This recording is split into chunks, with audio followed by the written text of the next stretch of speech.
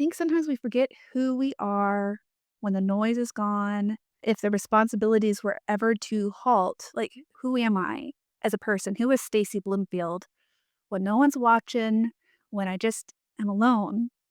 I mean, that's a gift. I know not many people get the chance just to be responsible for themselves, but it felt really lovely just to be able to think about what my needs were. I feel deeply that I'm going to have to start slowing down at some point in the near future. Wouldn't it be nice if your art business loved you back? Hi, I'm Stacie Bloomfield. After years of trial and error and late night doodling, I went from being a coffee shop manager to running a vibrant 7-figure art business that I love. And now I'm on a mission to help more artists create an art business that they love too. So I invite you to find a cozy spot, pull out your favorite sketchbook, and listen in. It's never too late to chase your creative dreams. Welcome to the Art Plus Audience podcast. Well, hey there. Welcome back to another episode of the Art Plus Audience podcast.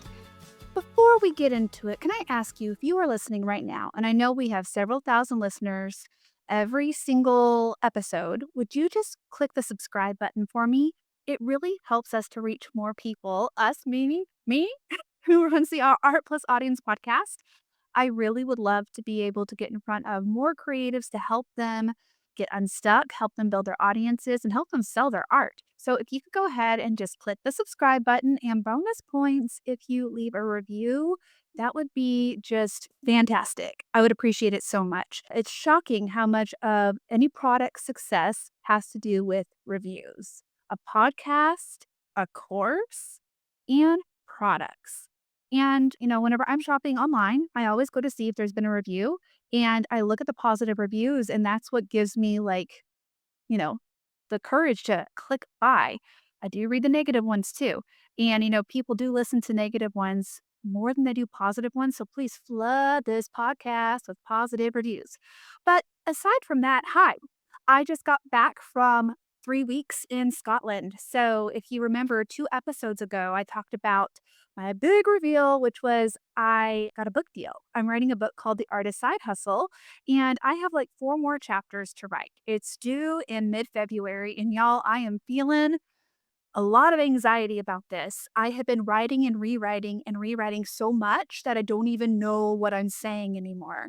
I have, 16 years of business experience being a professional illustrator and licensing and selling products at Gingiber. But all of a sudden, I've been touching this so much that I'm like, do I even know what the heck I'm talking about? I'm sure you all have been there before whenever you are working on something you care about. Like, you care about it so much, you want it to be so good that you almost, like, smother all the magic out of it. I have been smothering my magic, and I need the magic, the muse to come back to me.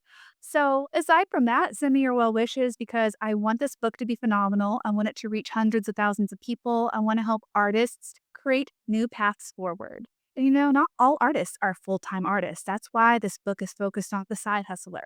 And side hustle isn't a bad thing. I started out as a side hustler. Every artist does, in truth. So, I just want to teach people how they can get started and create income and then build something that they love.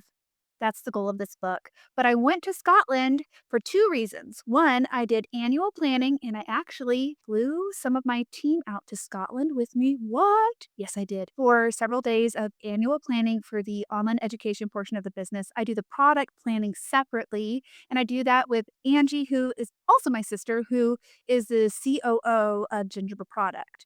But we focused on online education because it's just a huge part of the business now. I never thought, when I first started doodling animals and foxes and bears, that I would be teaching hundreds of thousands of artists. So it's a big deal. We take it seriously. So we had focus days of annual planning.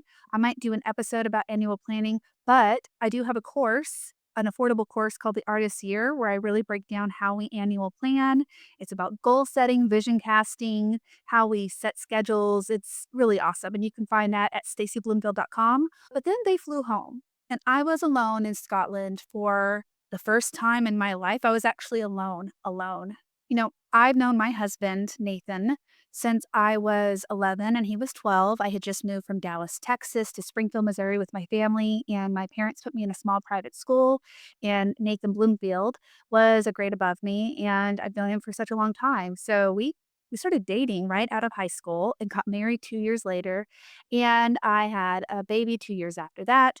I mean, I just like never have been alone. I had a few months living alone in college in an apartment that when we got married, Nathan moved into. But I think this was the first trip I have been alone on that wasn't like with other people. I travel a lot for work, but there's usually colleagues who are there waiting for me. But I was completely alone. And I decided if I'm going to be alone, I'm going to try really hard to be the best version of myself. So I slept like 8 to 10 hours a night. I did my morning pages. I journaled. I walked. Y'all, I got more steps in than I ever do. Apparently, I am very sedentary. I ate delicious food by myself in lovely restaurants. And I worked. I wrote my book as much as I could. Apparently, it takes longer than 3 weeks to write a whole book that is, 60,000 words. But, I like to give it a try, see how much I can get done. But that trip to Scotland was maybe the best thing I have done for myself. And I don't know how long, because I think sometimes we forget who we are when the noise is gone. If the responsibilities were ever to halt, like who am I as a person? Who is Stacie Bloomfield when no one's watching, when I just am alone? I mean, that's a gift. I know not many people get the chance just to be responsible for themselves, but it felt really lovely just to be able to think about what my needs were. I feel deeply that I'm going to have to start slowing down at some point in the near future. And, I like to give everything I can to my company, to Gingiber, to my family, but, I'm getting a little tired. So many amazing opportunities. But when I was in Scotland getting to go slower, I was just like, what can I bring back with me back home so that I can kind of begin to feel like I have agency in my life again? Yes, I run my own business. Yes, I set my own hours. I have so many wonderful things around me. And yet I think it's really easy to lose yourself in the busyness and the noise and the must-dos. So I did a lot of journaling, a lot of thinking about what I want and what I need. And, it's funny. I brought my journal with me that was the journal I wrote in last December. I didn't mean to grab that journal, but I did. And I actually got to open up and I saw what my goals were for 2024.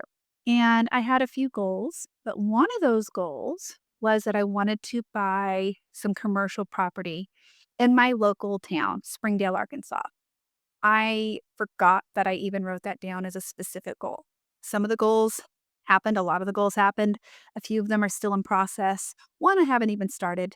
That'll be put on the 2025 list. But I saw that I was like, I want to buy property.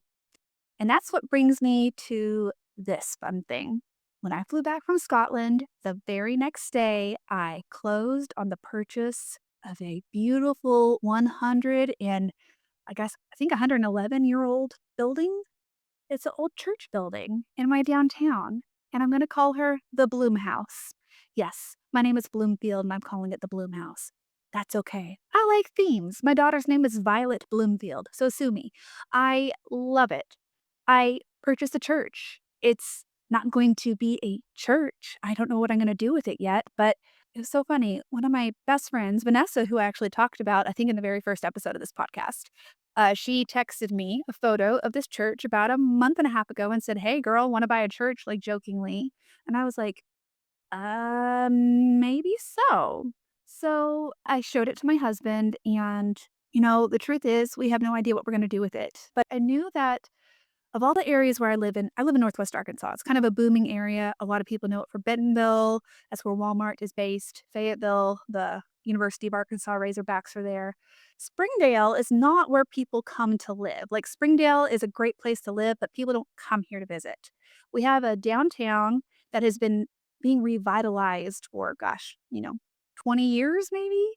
And I have tried to purchase a piece of property in downtown Springdale twice now. Once I was under a contract and then it fell apart. The other time I was about to put in an offer and something just didn't feel right. And for a while I was just like, downtown is not for me, I guess. And I didn't think about it. But This time, when this church became available, I just went inside and it felt right. So we're talking tin ceilings, like those beautiful antique tin ceilings, gorgeous giant arched church windows, big, beautiful room, wood floors, so much potential to be something good in downtown Springdale. And what's really lovely is I'm in a place in my life because of all these years of working at Gingiber where I can invest and purchase a building and then take some time to figure out what it's supposed to become. I'll probably host retreats there, so stay tuned for that. I have a mastermind that I run. It's for six-figure businesses typically, plus creative businesses, e-commerce, or online education. It's called the Creative Hive, and I'll probably host one of my retreats there this year. But I'll probably start hosting other events there too, because I want to invite people to my hometown and to create with me. And I want this space to be a place where people can feel welcome, can feel inspired. But what I love most of all is that there's not a lot of pressure to make this work right away. The purchasing of this building kind of just happened. Right place, the right time, the right opportunity. And I'm a quick decision maker. And so we said yes and we purchased it. And we got the keys the day that I came back from Scotland. So I spent a lot of my time in Scotland thinking about like what color do I want the front door to be? How do I want it to feel? But I still don't know like what it's going to be yet. But I do know that investing locally is how change happens. All of us are trying to sell our art, we're selling online, but like shopping in person, being able to be with each other is so important. Like I feel like we're also disconnected because we're all online, chronically online, and we're just feeding off of negativity. And when was the last time you were face to face with someone or a group of creatives? Like, it used to happen so much more frequently than it does now. We are so isolated from each other. Life has gotten busier, even though we've gotten more efficient. And I want a place where people can step away from that and feel something different. So, the Bloom House, I'll post photos on the blog, staciebloomfield.com. Click on the blog, and we'll have photos of the church for you to see. You can also go see a tour of the church on my Instagram, Leverage Your Art. But I am so excited. I'm excited to have a project that doesn't have to do with art. Isn't that crazy? Because this is the Artless Audience podcast. But what's the kicker here, guys? And this is where I'm going to round it out because this is important. So thanks for staying with me this long. To make good art, you actually have to work on your life. And the people who create beautiful, meaningful art that has story and impact, they live really creative, beautiful lives. So I've spent like the past 2.5 years just with my head down, working so much that like I think all anyone thought online is that all Stacie does is work. And it's true. I work a lot. But the minute I shared about purchasing this church on Instagram, my account blew up. It's shocking how many people care about this project, this church. And I've had people even direct message me and say, I have followed you for years, but now that I've seen you've purchased this old church building, I decided to take one of your courses. And I don't know what the connection is between buying this cool old building and people then thinking I'm more credible. I don't know what it is, but I think people are invested in you and your story. And so I am sharing this story online about the purchase of this building, and I'll share about the renovations and what we do with it to make it really bloom. But it reminds me that, like, when we are living our most creative lives, like living artfully, so to speak, magic happens, inspiration happens, and I think that makes you more magnetic for an audience to follow you. So if you're thinking, I'm trying to build this business, Stacie, this art business, and I'm sharing my art and I'm working on my style and I'm doing all the things, but my audience just isn't growing. Maybe it's time to like do something with your own life and share about it because people are drawn to authenticity, especially in a world where everything is so quickly changing and trend driven. Sharing little tidbits about some side project that you have, some other part of your life that you probably don't think is interesting at all. Other people will be drawn to it. And then those people will probably be more invested in you and want to support your business. So that's my big secret. Secret number two is I bought an old church building built 1914, and she's a beauty.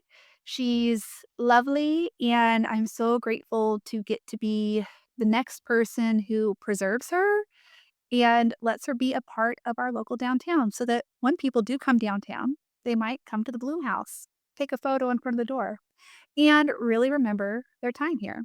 So, if you hear my dog barking, that means it's time for this episode to be over. Thank you so much for tuning in. Live your life, guys. Live artfully, live creatively. It will probably inspire your next big project because now that I'm pouring energy into this and dreaming here, I feel like some stagnation in my other parts of my life shaking off. And I feel some excitement to create in different ways because creativity is not just about building a portfolio. It's about who we are as the creatives, you know? So thank you for tuning in. I hope that you'll be listening to the next Art Plus Audience podcast episode. And my dog's barking, and I really want you to leave a review. Thank you so much. Bye. Thanks so much for tuning in. Hey, could you do me a favor? Could you subscribe to this podcast and then share it with one of your best art friends? I'd really appreciate it. And then head on over to Instagram and follow me at the Leverage Your Art account, and you can keep up with all of our future episodes. Thank you so much for your support. It means everything to have you here listening and learning. Bye.